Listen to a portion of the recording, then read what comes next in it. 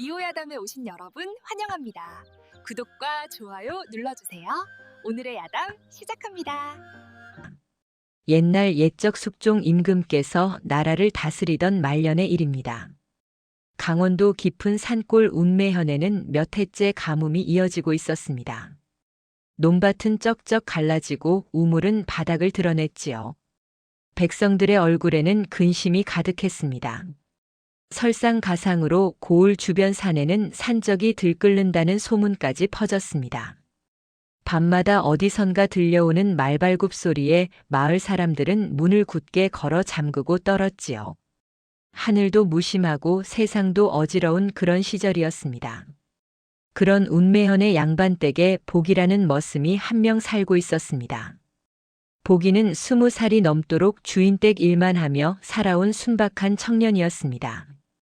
키는 훤칠하고 어깨는 넓었으며 얼굴은 햇볕에 그을렸지만 선한 눈매를 지니고 있었지요. 아침 일찍 일어나 말먹이를 주고 땔감을 패고 밭을 갈고 저녁 늦게까지 집안일을 도맡아 하는 것이 그의 하루였습니다. 복이는 누가 시키는 일이라면 무엇이든 열심히 했습니다. 그러나 정이 많고 눈치가 없어서 남의 말을 그대로 믿는 약점이 있었지요. 주인댁 사람들은 그런 복이를 착하다고도 했지만 때로는 어리석다고도 수군거렸습니다. 복이가 일하는 양반댁의 도련님은 윤세후라는 젊은 선비였습니다. 세후 도련님은 복이를 꽤나 아껴주었습니다. 추운 겨울날이면 헌 두루마기를 내어주고 명절에는 떡 한 조각을 건네주기도 했지요. 그러나 가끔은 복이의 순박함을 이용해 귀찮은 심부름을 시키기도 했습니다. 마을 주막의 주모 춘매는 복이를 몰래 챙겨주는 다정한 여인이었습니다. 복이가 주막에 심부름을 오면 술 한 사발과 안주를 더 얹어주곤 했지요. 반면 고을 사또의 신복인 권리방은 복이를 늘 하찮게 여겼습니다. 길에서 마주치면 천한 것이라며 비웃곤 했지요. 어느 봄날 저녁 세후 도련님이 복이를 조용히 불렀습니다. 사랑채 뒤편 어두운 곳에서 세후는 안절부절 못하며 말했습니다. 복이야, 내게 큰 부탁이 하나 있다. 복이는 고개를 숙이며 대답했습니다. 분부하시옵소서 도련님. 세후는 주위를 살피더니 낮은 목소리로 속삭였습니다. 사실 부모님께서 나를 이웃 고을 김진사댁 교수와 혼인시키려 하신다. 그런데 나는 그 교수를 본 적도 없고 마음도 없다. 복이는 어찌할 바를 모르고 서 있었지요. 그래서 말인데 혼처를 피해 잠시 도망치려 한다. 내가 나를 도와 보쌈할 여인을 하나 빼와주지 않겠느냐? 복이는 깜짝 놀라 말했습니다. 도련님, 그것은 큰 죄가 되는 일이옵니다. 세후는 복이의 손을 꽉 잡으며 간절히 애원했습니다. 내가 아니면 나를 도울 사람이 없다. 제발 부탁이다. 복이는 망설였으나 평소 자신을 챙겨주던 도련님의 사정이 딱해 보였습니다. 결국 복이는 고개를 끄덕였지요.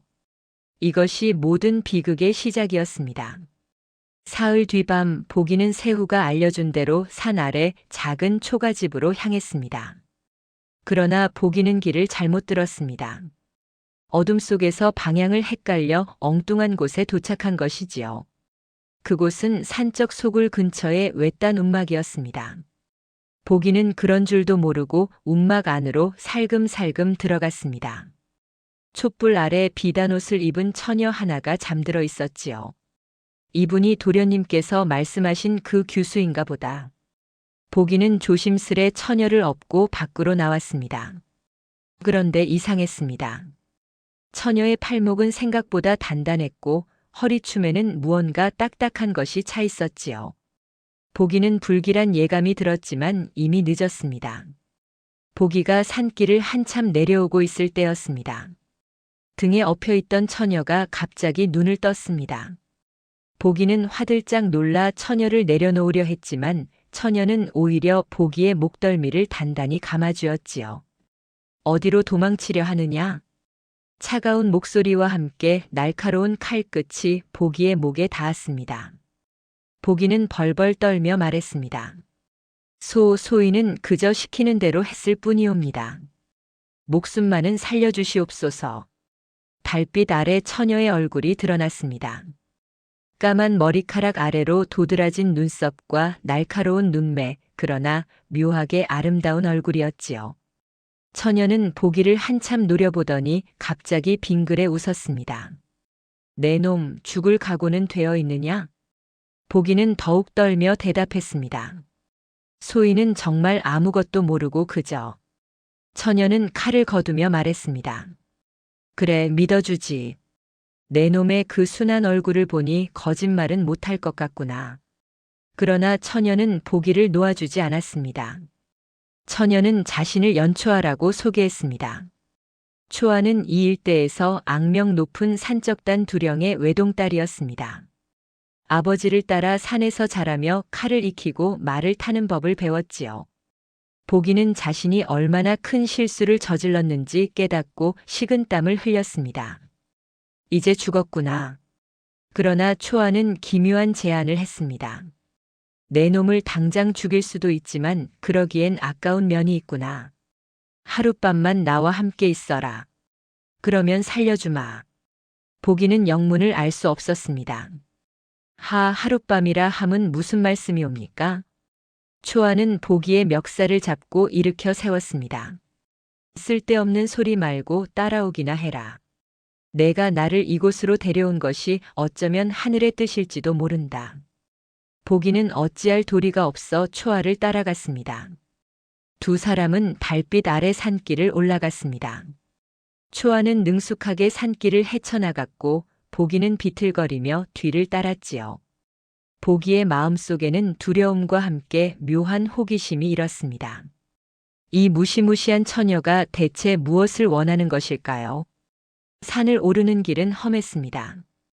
초아는 보기를 앞세우고 뒤에서 칼을 들고 따라왔습니다. 한 시즌쯤 걸었을까 갑자기 초아가 보기를 멈춰 세웠습니다. 저기 저 나무 아래를 보아라. 보기가 보니 땅에 나뭇가지들이 이상하게 깔려 있었습니다. 함정이옵니까? 그렇다. 내가 저것을 피해 길을 찾아라. 보기는 어린 시절 산에서 자라며 익힌 눈썰미로 조심스럽게 안전한 길을 찾아냈습니다. 초아는 그런 보기를 물끄러미 지켜보았지요. 조금 더 가자 또 다른 위기가 찾아왔습니다. 좁은 절벽길을 지나야 했는데 돌이 쉽게 부서지는 위험한 곳이었습니다. 보기는 먼저 건너가며 튼튼한 곳을 짚어주었고 초아도 무사히 건널 수 있었습니다. 초아는 속으로 생각했습니다. 이놈, 겉만 순박한 줄 알았더니 쓸모가 있구나. 드디어 산 중턱의 작은 은신처에 도착했습니다. 바위 틈새에 가려진 좁은 동굴이었는데 안에는 이불과 식량이 준비되어 있었습니다. 초아는 보기를 안으로 들여보내며 말했습니다. 앉아라. 보기가 조심스레 앉자 초아는 칼을 내려놓고 마주 앉았습니다. 내 놈에게 진실을 말해주지. 초아는 천천히 이야기를 시작했습니다. 사실 나는 내가 나를 납치하기를 기다리고 있었다. 보기는 눈이 휘둥그레졌습니다. 무슨 말씀이옵니까? 초아는 쓴웃음을 지었습니다. 며칠 전부터 정체를 알 수 없는 자들이 나를 노리고 있었다. 그들은 산적이 아니라 관아의 사람들 같았다. 나는 그들을 피하기 위해 일부러 움막에서 혼자 자는 척했다. 보기는 점점 더 혼란스러워졌습니다. 그러니까 소인이 아씨를 납치한 것이 아니라. 그렇다. 내가 나를 데리고 나와준 덕분에 나는 추격자들을 따돌릴 수 있었다. 내 놈은 모르는 사이에 나를 구해준 셈이지. 초아는 보기를 빤히 바라보며 말했습니다. 그래서 하룻밤만 함께 있어 달라고 한 것이다. 내일 아침이면 추격자들도 포기할 것이다. 보기는 안도의 한숨을 내쉬었습니다. 밤이 깊어갔습니다. 동굴 안에는 작은 횃불 하나만이 타오르고 있었습니다. 보기와 초아는 마주 앉아 조심스레 이야기를 나누었지요. 내 이름은 무엇이냐? 보기라 하옵니다. 보기라. 이름처럼 순박하구나. 초아는 처음으로 부드러운 표정을 지었습니다. 보기는 용기를 내어 물었습니다. 아씨께서는 어찌하여 산적의 딸로 사시게 되었나이까? 초아는 잠시 먼 곳을 바라보다 대답했습니다. 아버지는 원래 양반이셨다. 그러나 탐관 오리들의 모함으로 억울하게 역적으로 몰려 도망쳐야 했지. 산으로 들어가 살다 보니 어느새 산적의 두령이 되어 있었다. 보기는 초아의 눈빛에서 깊은 슬픔을 보았습니다. 그러나 아버지는 결코 나쁜 분이 아니시다. 부자들에게서 빼앗은 것은 가난한 백성들에게 나누어 주셨지. 보기는 고개를 끄덕였습니다. 소인도 그리 생각하나이다. 초아는 보기를 물끄러미 바라보았습니다. 횃불빛에 비친 보기의 얼굴은 정직하고 따뜻해 보였지요. 내 놈은 다른 놈들과는 다르구나. 보기는 얼굴이 붉어졌습니다. 밤 공기는 차가웠지만 두 사람 사이에는 묘한 온기가 흐르고 있었습니다. 보기는 처음으로 신분을 떠나 누군가와 마음을 나누는 기분을 느꼈지요. 새벽녘이었습니다. 보기가 잠깐 졸고 있을 때 초아는 갑자기 그의 입을 막았습니다. 조용히 해라. 바깥에서 말발굽 소리와 사람들의 목소리가 들려왔습니다. 이 근처에 있을 것이다. 샅샅이 뒤져라. 두령의 딸을 반드시 찾아야 한다. 사또께서 친히 명하신 일이다. 보기와 초아는 숨을 죽였습니다. 추격자들은 산적이 아니었습니다. 그들은 관복을 입은 관아의 군관들이었지요. 초아는 보기에게 작은 목소리로 속삭였습니다. 저들은 고을 사또의 신복들이다. 며칠 전부터 나를 노리고 있었다. 어찌하여 사또께서 아씨를 노리나이까? 초아는 이를 악물었습니다. 아버지께서 가지고 계신 어떤 문서 때문이다. 밖에서는 군관들이 점점 가까이 다가오고 있었습니다. 저 바위 뒤를 확인해 보아라. 초아는 재빨리 보기를 일으켜 세웠습니다. 따라와라. 뒷길이 있다.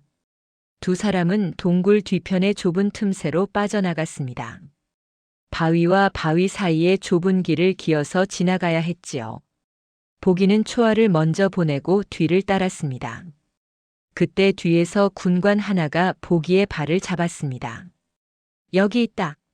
보기는 필사적으로 발버둥 쳤습니다. 그 바람에 바위 위에 돌들이 굴러떨어지며 군관의 머리를 맞췄지요. 두 사람은 가까스로 빠져나와 더 깊은 산속으로 도망쳤습니다. 한참을 달려 작은 계곡에 도착했습니다. 두 사람은 바위 뒤에 숨어 숨을 고르고 있었습니다. 초아의 얼굴에는 땀방울이 맺혀 있었고 보기는 어깨를 들썩이며 숨을 몰아쉬었지요.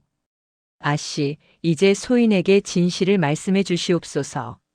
그 문서란 대체 무엇이옵니까? 초아는 잠시 망설이다가 입을 열었습니다. 석 달 전 아버지께서 한 관리를 만나셨다. 그 관리는 고을 사또의 비리를 견디다 못해 도망쳐 나온 사람이었지. 보기는 숨을 죽이고 들었습니다. 그 관리는 죽기 전 아버지께 문서 하나를 건네며 부탁했다. 이것을 반드시 감사나 암행어사께 전해달라고 말이다. 초아는 품속에서 작은 보자기를 꺼냈습니다. 이 문서에는 고을 사또와 탐관 오리들이 백성들을 수탈한 내역이 낱낱이 적혀 있다. 얼마나 많은 쌀을 착복했는지, 누구에게 뇌물을 받았는지, 죄 없는 백성을 얼마나 괴롭혔는지. 보기는 눈이 커졌습니다. 그러니 사또가 필사적으로 그 문서를 빼앗으려 하는 것이로구나. 그렇다. 만약 이 문서가 위로 올라가면 사또는 물론이고 관련된 자들이 모두 벌을 받게 될 것이다. 초아는 보기를 똑바로 바라보았습니다. 내가 이 비밀을 알게 된 이상 너도 이제 위험해졌다. 보기는 잠시 생각하다가 고개를 들었습니다. 소인은 두렵지 않사옵니다. 초아는 보기를 물끄러미 바라보았습니다. 내가 지금 무슨 말을 하는지 아느냐? 목숨이 위태로울 수 있다. 보기는 고개를 끄덕였습니다. 소인은 평생 양반댁 머슴으로 살아왔나이다. 시키는 일만 하고 주는 밥만 먹고 그렇게 살아왔지요. 보기의 목소리에는 평소와 다른 무언가가 담겨 있었습니다. 그러나 오늘 밤 아씨의 이야기를 들으니 소인 같은 천한 것도 누군가를 도울 수 있다는 생각이 들었나이다. 초아는 놀란 표정을 지었습니다. 내가 나를 돕겠다는 것이냐? 그렇다옵니다. 아씨께서는 소인을 죽이지도 않으시고 진실을 말씀해 주셨나이다. 이제 소인도 아씨를 지켜드리고 싶나이다. 보기는 처음으로 자신의 의지로 무언가를 선택하는 순간이었습니다. 초아는 보기의 손을 꽉 잡았습니다. 좋다. 그렇다면 너와 나 함께 이 고을을 바꿔보자. 내 손을 빌려 탐관 오리들을 벌할 수 있다면 얼마나 많은 백성이 편해지겠느냐. 보기는 고개를 끄덕였습니다. 두 사람 사이에는 이제 단순한 동행이 아닌 같은 뜻을 품은 동지의 마음이 흐르고 있었습니다. 그때였습니다. 숲속에서 익숙한 목소리가 들려왔습니다. 보기야, 거기 있느냐? 보기는 깜짝 놀라 돌아보았습니다. 세후 도련님이 군관 서넛을 데리고 나타난 것이었지요. 도련님? 세후는 복잡한 표정으로 보기를 바라보았습니다. 미안하다, 보기야. 나도 어쩔 수 없었다. 순간 보기는 모든 것을 깨달았습니다. 초아가 칼을 빼들며 소리쳤습니다. 내 놈이 보기를 이용한 것이었구나. 세후는 고개를 숙였습니다. 사또께서 우리 집안의 약점을 잡고 있었소. 만약 산적의 딸을 잡아오지 않으면 우리 아버지를 역적으로 몰겠다고 협박했소. 보기는 믿을 수 없다는 표정으로 세후를 바라보았습니다. 그래서 도련님께서는 소인을 시켜. 그렇다. 처음부터 내가 그녀를 잡아오도록 계획한 것이었다. 길을 잘못 알려준 것도 움막의 위치를 일러준 것도 모두 거짓이었다. 세후는 괴로운 표정을 지었습니다. 용서해다오, 보기야. 나도 가문을 지키기 위해 어쩔 수 없었다. 보기는 배신감에 온몸이 떨렸습니다. 군관들이 서서히 보기와 초아를 포위했습니다. 초아는 칼을 휘두르며 소리쳤습니다. 물러서라. 한 발짝만 더 다가오면 이 문서를 찢어버리겠다. 군관 중 하나가 비웃으며 말했습니다. 찢어봐라. 어차피 너희는 여기서 끝이다. 산적의 딸과 공범이 된 머슴 둘 다 역적으로 몰아 죽이면 그만이지. 보기는 흔들리는 마음을 다잡았습니다. 비록 세후 도련님에게 배신당했지만 지금 이 순간 초아는 자신을 믿고 있었습니다. 아씨, 소인을 믿으시옵소서. 보기는 갑자기 큰 소리로 외쳤습니다. 도련님, 그리고 군관들이시여. 소인이 할 말이 있나이다. 모두가 보기를 바라보았습니다. 소인은 비록 천한 머슴이오나 이것만은 아나이다. 의로운 일과 의롭지 못한 일을 말이옵니다. 보기는 당당하게 외쳤습니다. 고을 사또께서 백성을 괴롭히고 재물을 빼앗은 것이 의로운 일이옵니까? 그것을 밝히려는 것이 역적의 일이옵니까? 군관들은 당황한 표정을 지었습니다. 보기는 계속 말했습니다. 소인은 비록 목숨을 잃을지언정 옳지 못한 일에 굴복하지 않겠나이다. 초아는 보기를 바라보며 가슴이 뜨거워졌습니다. 순박한 머슴이라 여겼던 이 남자가 이토록 용감할 줄은 몰랐지요. 그러나 군관들은 칼을 빼들며 다가왔습니다. 보기는 초아에게 속삭였습니다. 아씨, 계곡 아래로 도망치시옵소서. 소인이 시간을 벌겠나이다. 초아는 고개를 저었습니다. 안 된다. 너는 죽을 것이다. 보기는 미소 지었습니다. 소인의 목숨 하나로 아씨와 그 문서를 지킬 수 있다면 기꺼이 바치겠나이다. 보기는 군관들을 향해 달려들었습니다. 평생 일만 하던 머슴이 처음으로 누군가를 위해 주먹을 휘두르는 순간이었습니다. 보기는 군관 하나를 밀쳐내고 또 한 명의 다리를 걸어 넘어뜨렸습니다. 힘은 셌지만 칼을 다룰 줄 몰랐기에 곧 상처를 입었지요. 빨리 가시옵소서. 초아는 눈물을 글썽이며 계곡 아래로 뛰어내렸습니다. 보기는 그 모습을 보며 안도의 한숨을 내쉬었습니다. 그때 군관의 칼이 보기의 어깨를 베었습니다. 보기는 쓰러지며 생각했습니다. 이것으로 좋다. 소인의 삶이 헛되지 않았구나. 그러나 하늘은 보기를 버리지 않았습니다. 갑자기 하늘에서 장대비가 쏟아지기 시작했습니다. 번개가 치고 천둥이 울렸지요. 계곡 아래에서 말발굽 소리와 함께 함성이 들려왔습니다. 딸아, 아비가 왔다. 초아의 아버지 산적단 두령이 부하들을 이끌고 나타난 것이었습니다. 초아가 급히 아버지를 찾아가 모든 것을 알린 것이지요. 저 역적들을 잡아라. 산적들과 관아 군관들 사이에 격렬한 싸움이 벌어졌습니다. 빗속에서 칼이 부딪히고 비명이 터져 나왔습니다. 협곡은 순식간에 아비규환이 되었지요. 초아는 쓰러진 보기에게 달려왔습니다. 보기야, 정신 차려라.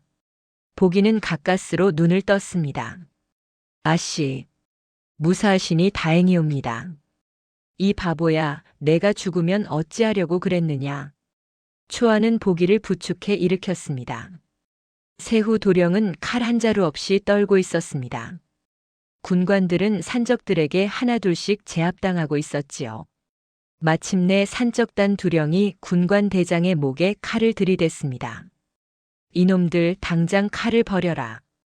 군관들은 어쩔 수 없이 무기를 내려놓았습니다. 비는 점점 더 거세게 쏟아졌습니다. 하늘도 분노한 것처럼 번개가 끊임없이 내리쳤지요. 두령은 새우를 노려보며 말했습니다. 내 놈 양반의 자식이면서 어찌 이리도 비겁하냐. 새우는 고개를 들지 못했습니다. 보기는 초아의 부축을 받으며 일어섰습니다. 온몸이 아팠지만 마음만은 편안했지요. 아씨, 문서는 무사옵니까? 초아는 품속의 보자기를 꺼내 보였습니다. 걱정 마라. 잘 간직하고 있다. 그때 멀리서 말소리가 들려왔습니다. 어사 출도야. 암행어사가 나타난 것이었습니다. 하늘이 도운 것인지 마침 이 고을을 조사하던 암행어사가 소란을 듣고 달려온 것이지요. 보기와 초아는 서로를 바라보며 희망의 빛을 보았습니다. 모든 것이 이제 바로잡힐 것이었습니다. 암행어사 앞에서 모든 진실이 밝혀졌습니다. 초아는 문서를 어사에게 건네며 사또의 만행을 낱낱이 고했습니다. 문서에는 사또가 백성들에게 거둔 세금의 절반을 착복한 내역, 뇌물을 받고 죄인을 풀어준 기록, 무고한 백성을 잡아다 재물을 빼앗은 명단이 빼곡히 적혀 있었지요. 어사는 문서를 펼쳐보며 분노에 떨었습니다. 이런 역적이 또 있단 말인가. 군관 대장도 신문을 받았습니다. 그는 결국 모든 것을 자백했지요. 사또께서 산적단 두령이 가진 문서를 빼앗으라 명하셨나이다. 그래서 두령의 딸을 인질로 잡으려 했나이다. 어사는 즉시 고을로 가서 사또를 체포하라 명했습니다. 세후 도령도 신문을 받았습니다. 그는 떨리는 목소리로 말했습니다. 소인도 사또의 협박에 못 이겨 어쩔 수 없이 보기를 이용하였나이다. 용서해 주십시오. 어사는 엄한 목소리로 말했습니다. 내 놈은 비록 협박을 받았다 하나 무고한 사람을 속여 위험에 빠뜨렸다. 그 죄를 면할 수는 없다. 세후는 고개를 떨구었습니다. 어사는 산적단 두령을 바라보았습니다. 그대는 비록 산적이나 백성을 위해 의로운 일을 하였다 들었소. 이번 일로 그대의 과거 죄를 사하고 오히려 포상을 내리겠소. 두령은 깊이 절을 올렸습니다. 황공하옵니다. 어사나리. 어사는 보기를 불렀습니다. 이 젊은이가 바로 목숨을 걸고 의를 지킨 자로구나. 내 이름은 무엇이냐? 보기라 하옵니다. 보기. 참으로 복된 이름이로다. 내게도 상을 내리겠다. 보기는 황급히 손사래를 쳤습니다. 소인은 마땅히 해야 할 일을 했을 뿐이옵니다. 며칠 후 고을은 완전히 바뀌었습니다. 사또는 파직되어 한양으로 압송되었고 그와 결탁했던 탐관 오리들도 모두 벌을 받았습니다. 백성들은 거리로 나와 만세를 불렀지요. 이제야 살 것 같소이다. 하늘이 우리를 버리지 않으셨소. 새로운 사또가 부임했고 착복당했던 재물들이 백성들에게 돌려졌습니다. 산적단은 더 이상 산에 숨어 살 필요가 없었습니다. 두령은 사면을 받았고 부하들도 마을로 내려와 정직하게 살 수 있게 되었지요. 보기는 상으로 받은 은자로 작은 땅을 샀습니다. 더 이상 남의 집 머슴이 아니라 자신의 땅을 가진 사람이 된 것이지요. 초아는 더 이상 도망칠 필요가 없었습니다. 아버지와 함께 마을 근처에 집을 마련하고 평화롭게 살 수 있었습니다. 어느 날 저녁 초아는 보기를 찾아왔습니다. 보기야, 아씨 웬일이시옵니까? 초아는 수줍게 웃으며 말했습니다. 이제 아씨라 부르지 말라. 그냥 내 이름을 불러다오. 보기는 얼굴이 붉어졌습니다. 어찌 감히. 초아는 보기의 손을 잡았습니다. 내가 없었다면 나도 없었고 아버지도 없었고 이 모든 것도 없었다. 너는 나의 은인이자 내가 마음을 준 사람이다. 보기는 가슴이 두근거렸습니다. 그로부터 석 달 후 보기와 초아는 혼례를 올렸습니다. 산적단 두령은 기꺼이 딸을 보기에게 시집 보냈습니다. 신분이야 어찌 되었든 보기만큼 의로운 사람은 없다고 여겼기 때문이지요. 마을 사람들도 모두 축하해 주었습니다. 주모 춘매는 잔치 음식을 듬뿍 준비했고 어사는 특별히 축하 선물을 보냈습니다. 세후 도령은 벌을 받고 먼 곳으로 유배되었지만 떠나기 전 보기에게 찾아와 사죄했습니다. 보기야 용서해다오. 내가 너를 이용한 것을 평생 후회할 것이다. 보기는 담담히 말했습니다. 도련님, 소인은 이미 용서했나이다. 도련님 덕분에 소인은 진정한 삶을 찾았나이다. 혼례를 마친 날 밤 보기와 초아는 작은 집 마루에 앉아 달을 바라보았습니다. 보기는 혼잣말처럼 중얼거렸습니다. 보쌈 하나 잘못했을 뿐인데 내 팔자가 이렇게 바뀌었구나. 초아는 보기의 어깨에 머리를 기대며 웃었습니다. 내가 잘못한 게 아니다. 하늘이 우리를 이어준 것이지. 보기는 초아의 손을 꽉 잡았습니다. 그대와 함께라면 어떤 어려움도 이겨낼 수 있을 것 같소. 두 사람은 산골에 쉼터를 열었습니다. 길 가던 나그네에게 밥을 주고 어려운 백성을 도우며 살았지요. 옛말에 전화위복이라는 말이 있습니다. 재앙이 바뀌어 오히려 복이 된다는 뜻이지요. 보기는 잘못된 보쌈으로 시작했지만 그 일로 인해 진정한 사랑을 만났고 의로운 삶을 살게 되었습니다. 세상에는 정해진 운명이란 없습니다. 다만 어떤 선택을 하느냐에 따라 운명은 얼마든지 바뀔 수 있지요. 보기는 순박했지만 올바른 선택을 했고 그 선택이 모든 것을 바꾸어 놓았습니다. 다음 영상을 빠르게 만나보시려면 좋아요와 구독을 눌러주세요. 그럼 더 재미있는 영상으로 찾아뵙겠습니다. 모두 행복한 하루 보내세요.